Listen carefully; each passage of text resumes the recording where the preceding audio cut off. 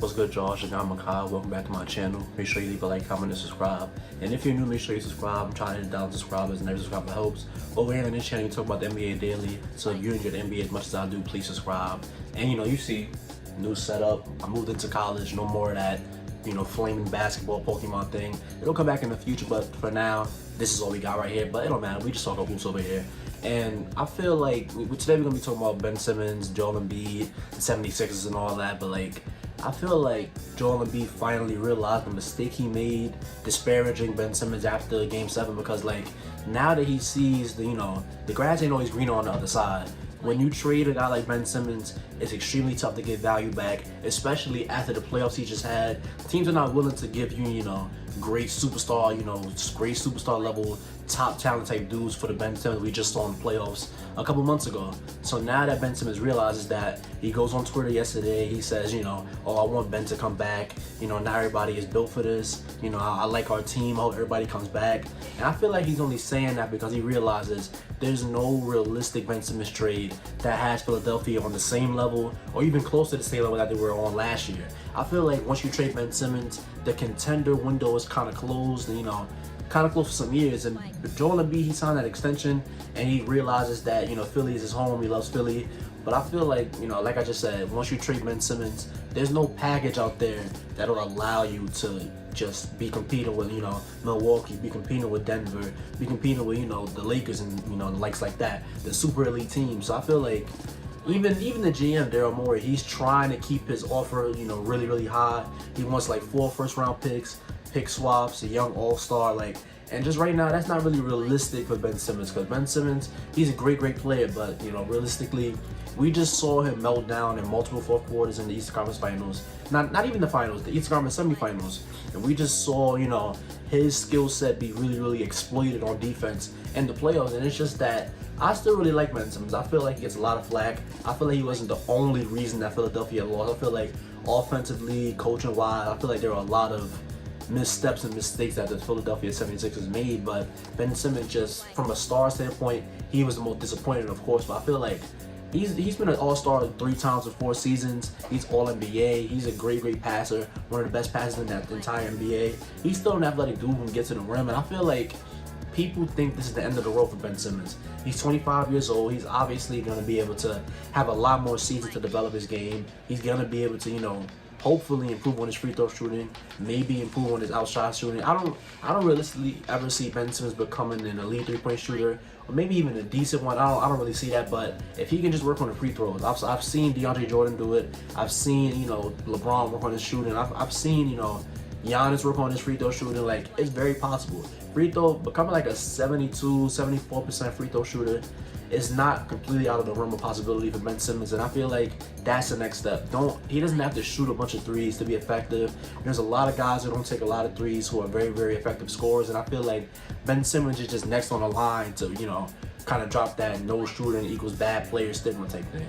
But Philadelphia, the process thing, I made a video about this last month, but I feel like the whole process thing kind of failed once Markelle Fultz went down, and now we're just seeing the after effects of that. If Markelle Fultz stays healthy, they're probably celebrating the championship in Philadelphia right now. But because he got hurt, now we're at this crossroads where it's what is Philadelphia going to do? They tanked for all those years, and they still haven't even been able to get to an Eastern Conference Finals. But yeah, man, Joel Embiid, he definitely realized that, mistakes were made that night. And I feel like if he could take it back, he would definitely not criticize Ben Simmons directly after the game in front of the media. Criticizing a teammate in private is perfect. That, I feel like that kind of level of communication between teammates is very important for a team to have good chemistry. But when you go and not disrespect, but when you go and criticize your teammate directly after you lose, because it's not like you're the only one feeling the pain of the loss. Ben Simmons lost as well. It's just you gotta just not do that directly after the game. Maybe a couple months after, sure, but it's better to just do it in private. But yeah, man, I feel like Ben Simmons, he really wants out now. He officially requested a trade. And there's only a couple realistic landing spots to where I think Philadelphia can get back something that they can, value for the future, because we never know what's going to happen with Dame. You don't know what's going to happen with Bradley Beal. So maybe it's best to, stockpile some assets, a bunch of assets, and maybe try to throw an offer out to, for Brad Beal or Damian Lillard. You never know who's going to be available. Somebody's always available. So maybe it's just better to just hold a bunch of, stockpile a bunch of assets. And I feel like deals from like Golden State, from Minnesota, from Toronto, I feel like those are the only three semi-realistic teams. I feel like Golden State more than the rest are realistic. And I saw an offer the other day, not even the other day, I saw an offer yesterday, and it said that not Philadelphia, it said Minnesota was willing to offer D'Angelo Russell, Malik Beasley, Jaden McDaniels, and I think a pick or two for Ben Simmons. And I feel like that is the peak of what Daryl Morey is going to be able to get back with Ben Simmons.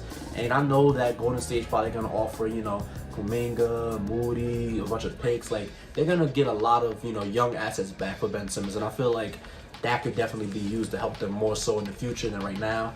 But right now, they got Ben Simmons, not Ben Simmons, they got Joel Embiid on the roster, they got Tobias Harris. Hopefully they can keep Tyrese Maxey so he can, be the point guard that can develop right under them, because once Ben Simmons leaves, there's going to be a big void at the point guard spot. The defense is going to go down a lot, but I feel like it's going to open up a lot of touches for the young guards in Philadelphia. And I feel like this could be a positive thing for Tyrese Maxey, but Tyrese Maxey is also, he didn't say he's looking to get out, but his agent Rich Paul says he doesn't want him there. He wants both his clients out. So I don't know, man. It's really just a mess in Philadelphia right now. And I feel like this was kind of avoidable if the coach doesn't say Ben is not a championship point guard, if his co-star doesn't say that it was Ben Simmons' fault. I feel like this kind of, scenario and disaster was kind of avoidable, but, it happens. I hope Ben Simmons is able to go to another team, really show why he's one of the best players in this league, why he's, all-star caliber type dude. And I feel like once he leaves to another squad, we're going to be able to view him very differently, because once he's able to be in, a more heavy on-ball role. And I'm not saying he doesn't have a heavy on-ball role right now, but I'm saying Philadelphia's system runs out of Joel Embiid in the post, and that just doesn't really mesh well a lot with Ben Simmons' game. Like, of course, they won a lot of games, but we saw what happened in the playoffs when Ben wasn't able to really get in the groove offensively. But, we'll just see. I hope Ben Simmons is able to go to Minnesota, go to State, and I really feel like he's going to have not even a bounce-back season. He was an all-star. But I feel like he's going to be able to kind of reverse the narrative around him in another spot. But yeah, Joel Embiid made a mistake. He should never said all that after the game, and now he's seeing the negative effects of that, the consequences of that. But yeah, man, if you stayed in this video, thank you. Don't forget to like, comment, and subscribe, and I'll see you on the next one.